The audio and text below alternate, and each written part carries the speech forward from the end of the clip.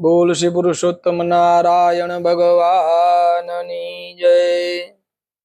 वसुदेव सुतं देवं कंस चाणूरमर्दनं देवकी परमानन्दं कृष्णं वंदे जगद्गुरुं। बोल श्री कृष्ण कन्हैया लाल की जय। श्री द्वारिकाधीश की जय। श्री गोवर्धन नाथ की जय। श्री गिरिराज धरण की जय। श्री द्वारिकाधीश की जय। श्री गोपाल लाल प्यारे की जय। पुरुषोत्तम मासनी कथाમાં 14મી કથા અંતરના આશીર્વાદ। આપણે બધા કથા શ્રવણ કરીએ। એક ગામ હતું। એક ગામમાં એક ડોસો રહે અને 3 દીકરા હતા। છોકરા નાના હતા ત્યારે માં મરણ પામી હતી, એટલે ડોસાએ પૂરા લાલન પાલનથી છોકરા મોટા કર્યા હતા। માં ને બાપનો પ્રેમ આપ્યો હતો। દીકરા મોટા થયા એટલે ત્રણેયને પરણાવી દીધા। પોતાની ફરજ પૂર્ણ થઈ માનીને સંતોષ મેળવ્યો। એક દિવસ ત્રણેય છોકરાને બોલાવીને ડોસો કહે, જો દીકરાઓ, તમને મોટા કર્યા, પરણાવ્યા, પુષ્ટાવ્યા, હવે ઘરનો બોજો તમે ઉપાડી લો, સુખે થાવ, શાંતિથી રહો। હું રહ્યો હવે ખર્યું પાન, ક્યારે ભગવાનની ચિઠ્ઠી આવે એની ખબર નથી, માટે મારી ઈચ્છા છે કે ઘરની તમામ જંજાળ છોડી ભગવાનની ભક્તિ કરું, દેવ દર્શન કરું। જ્યાં થશે ત્યાં સુધી વ્રત જપ કરીશ, ઉપવાસ એકટાણા કરીશ। લેવા ઘરની ચાવી, સંપીને ત્રણેય ભાઈ રહેજો, મોજ કરજો। આમ કહી ડોસાએ ત્રણેય ભાઈઓને તથા ઘરની તથા પોતાની પાસે જે હતી થોડી ઘણી માયા એ પણ સોંપી દીધી। આ બાજુ ડોસો ધર્મ ધ્યાન કરવા लाग्यो। થોડો સમય તો બધું સમૂહ સૂત્રું ચાલ્યું છે। પછી ત્રણેય વહુવારુમાં મારું તારું થવા लाग्યું।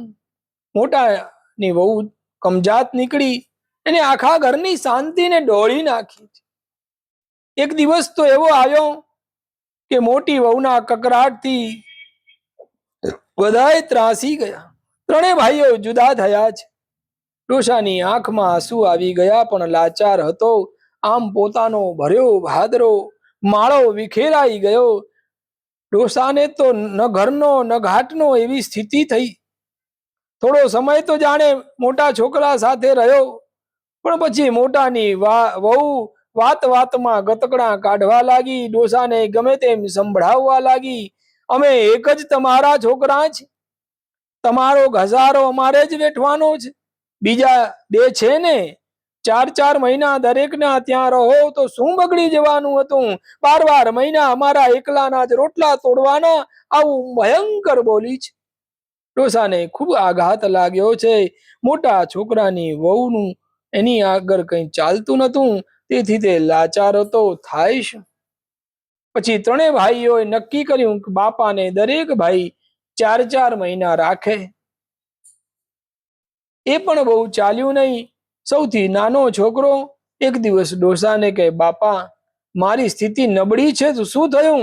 તમારો રોટલો મને ભારે પડતો નથી, અમારે ત્યાં જ તમે રહો। નાનાની વહુ કે, બાપા, તમારા દીકરા ખરું કે છે? આમ નાની વહુના આગ્રહથી ડોસો કાયમ માટે નાના છોકરાના ઘરે રહેવા લાગ્યો। એમ કરતા કરતા અધિક માસ આવ્યો છે। ડોસાએ નાના દીકરાની વહુને કહ્યું, દીકરા, અધિક માસ આખો નદીએ નાહવું છે, એકટાણું કરવું છે, ભગવાન પુરુષોત્તમ રાયનું વ્રત લઈ કાયાનું કલ્યાણ કરવું છે, તેથી થોડી વધારે તકલીફ તમને આપવાની છે। તું રાજી હોય તો જ થઈ શકે। અધિક માસ મારે 30 દિવસ દાન પુણ્ય કરવા છે। તારી સ્થિતિ સારી નથી, હું જાણું છું, શું કરું? નાની વહુ કહે, બાપા, ભગવાનનું નામ લેવું, વ્રત નિયમ લેવા, દાન પુણ્ય કરવા, એ તો કર્મ ધર્મની વાતમાં આડો હાથ થાય નહીં. તમારે સુખેથી ભગવાનનું નામ લો, અધિક માસ નાવ, દાન પુણ્ય કરો. અમારાથી જે કંઈ બનશે તે ફૂલ લઈને ફૂલની પાંખડી તમને આપીશું. માટે સુખેથી આનંદપૂર્વક ધર્મ ધ્યાન કરો. ઘરડા માવતરની સેવા કરવી એ તો છોકરાન વહુનો ધર્મ છે. આમ ડોશો રોજ નદીએ નાહવા જાય છે. વહુમાં ઘરમાંથી એક કપડાનો ટુકડો આપે. તે સ્નાન કર્યા પછી ડોસો પહેરી ભીનું પોતિયું ઘરે લઈને આવે, ઘરના દરવાજે લટકાવે. પછી કથા વાર્તા સાંભળવા જાય, દેવ દર્શને જાય. વહુને જે કંઈ મળે તે ડોસાને આપે. ડોસો રોજ એમાંથી દાન પુણ્ય કરે. આમ અધિક માસ પૂરો થયો છે. ડોસાએ વહુને કહ્યું, બેટા, આજે છેલ્લો દિવસ છે. પુરુષોત્તમ ભગવાનના વ્રતનું ઉજવણું કરવું છે, બ્રાહ્મણોને જમાડવા છે, દાન પુણ્ય કરવા છે. કેમ કરીશ? વહુ કહે, બાપા, તમારે ભગવાનનું નામ દઈને નદીએ જાઓ, ભગવાનની મરજી હશે તે થશે. ડોસાના ગયા પછી વહુને થયું, લાવ, બારણા પાછળ અનાજની કોઠી છે, ઉઘાડીને જોઉં તો ખરું એમાં કેટલું અનાજ છે. આમ વિચારી બારણું આડું કર્યું. કોઠીમાં જુએ તો નવાઈનો પાર નથી. કોઠી સાચા મોતીથી ભરાવા આવેલી, ભગવાનની કૃપાથી બનેલું એવું કે ડોસો રોજ નઈને પોતિયું દરવાજે લટકાવતા, એમાંથી પાણી ટપકતું અને સીધું કોઠીમાં પડતું અને એ મોતી થઈ જતા. આમ કોઠીમાં મોતી જોઈ વહુએ તો પછી બાપા આવ્યા એટલે બધી વાત કરી, મોતી બતાવ્યા. પોતાના પતિને બોલાવીને બધી વાત કરી છે. નાનો છોકરો થોડા મોતી લઈ ઝવેરી પાસે ગયો. સાચા મોતી જોઈ એની કિંમત કરી, ઝવેરી એની કિંમત ચૂકવી છે. પછી તો ઉજવણામાં કઈ બાકી રે? ડોસાએ તો ધામધૂમથી ઉજવણું કર્યું છે, બ્રાહ્મણોને જમાડ્યા છે, ખૂબ દાન પુણ્ય કર્યું. પણ વહુને થયું કે ભલા ભગવાન, કોઠીમાં આટલા બધા સાચા મોતી આવ્યા ક્યાંથી? તે જ રાતે ભગવાન પુરુષોત્તમ રાયે સ્વપ્નમાં નાની વહુને બધી વાત કરી. દીકરી, તે તારા સસરાની સગા બાપની માફક સેવા ચાકરી કરી, તેથી તારા સસરાના અંતરના આશીર્વાદથી અને મારા વ્રતના ફળ રૂપે આ કોઠીમાં મોતી બંધાયા અને ભેગા થયા હતા. બીજા દિવસે જાગીને વહુએ સપનાની વાત પોતાના પતિને સસરાને કરી છે. સૌએ ભગવાન પુરુષોત્તમ રાયનો જય જયકાર કર્યો છે. બોલ શ્રી પુરુષોત્તમ રાય ભગવાન કી જય. આ વાત ગમે તે રીતે ડોસાના મોટા છોકરાની વહુને પહોંચી ગઈ. એને થયું, નાની ફાવી ગઈ, હું રહી ગઈ. ઈશાની મારી બળવા લાગી. પછી મનમાં નક્કી કર્યું કે હવેના અધિક માસે ડોસાને પોતાના ઘેર બોલાવી લાવશે. આમ ફરી અધિક માસ આવ્યો છે. મોટાની વહુએ ડોસાને તેડાવી લીધા અને કહ્યું, બાપા, અમને પણ સેવા કરવાનો લાભ આપો. ડોસો મનમાં કે, હા લાલચોડી, તારે સેવા કરવાને બાને મેવાની પડી છે. પણ કઈ બોલ્યા વગર મોટાને ત્યાં અધિક માસ નાવા રહેવા આવ્યો છે. પોતે પૂરી શ્રદ્ધા અને ભક્તિથી અધિક માસ નાય છે.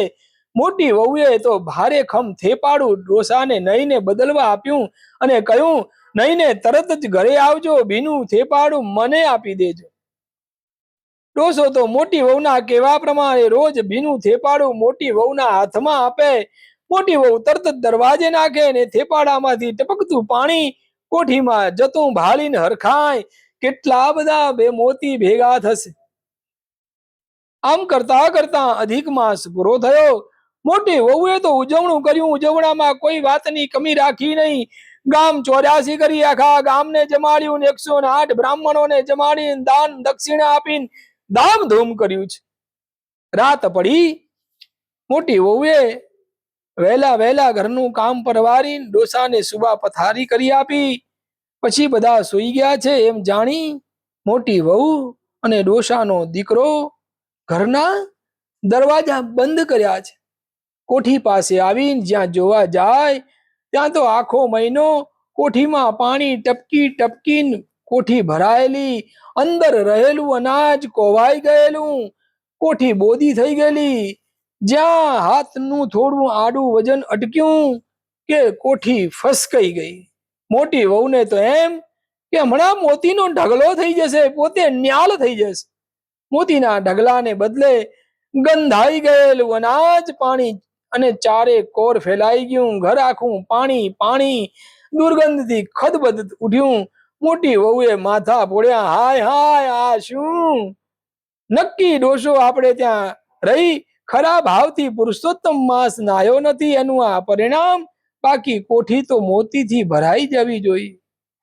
મોટા છોકરાને ખ્યાલ આવી ગયો કે હે અભાગણી, તે તો અંતરના આશીર્વાદના પ્રતાપે નાની વહુને પ્રભુ કૃપાએ મોતી મળ્યા હતા, અને તું તો ઈર્ષ્યાના ભાવથી મોતીના લોભમાં બાપાને આપણા ઘેર તેડી લાવી હતી. તું કઈ બાપાની અંતરથી સેવા કરવા થોડી લે તેડી આવી હતી. નાની વહુએ ખરા ભાવથી બાપાની સેવા કરી, અંતરના આશીર્વાદ મળ્યા, એને સેવાનું ફળ મળ્યું. મોટી વહુ ભોઠી પડી, બાપાની માફી માંગી છે. ત્રણેય ભાઈઓ અને વહુઓ સંપથી ભેગા રહેવા લાગ્યા. ડોસાના હૈયાને ટાઢક વળી છે. સમય જતા ડોસો મરણ પામ્યો. અંતકાળે પ્રભુનું વિમાન આવ્યું છે. ડોસો વિમાનમાં બેસીને ગોલોકમાં ગયો. ડોસાને જેવા પુરુષોત્તમ રાય ફળ્યા, નાની વહુને ફળ્યા, એવા સૌને ફળજો. બોલ શ્રી પુરુષોત્તમ રાય ભગવાન કી જય.